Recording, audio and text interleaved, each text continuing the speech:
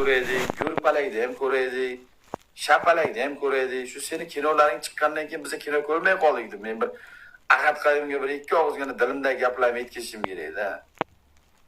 Bu faqat qo'llangan qaynota tavba qildim. Gapini az Yakubov gapini qara. Men deydi kinoda deydi qaynonamni o'ldirish uchun deydi zahar beruvdim deydi. Zaharni deydi qaynonam ichmadi deydi. Men deydi keyin qochib ketdim boshqa yigit bilan deydi fohisha rolda o'ynadim deydi. U kino naqi kerak bizga unaqa kino, bizga Gollywood darajasida kinolar olinglar.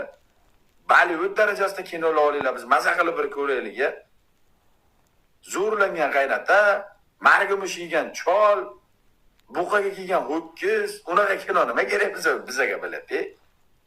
Boshqa tema yo'q bularda. Yo miya o'smay qolgan, faqat oila mojarosi. O'zi yetadi xolayinizga hayotdagi oilamizni mojarosi ham. Yana o'rayskana kinodagi oilasining mojarosini biz ko'rishimiz kerak. O'zimizning muammomiz, oilamizdagi mojaromiz o'zimizga dafiga yetadi. Endi bitta gandonni mana bu yerdagi oilasidagi mana qaynotasini o'ldirmoqchi bo'lganini ko'rishimiz kerak ekan. Kelin bilan fohisha bo'lib chiqqanini ko'rishimiz kerak ekan.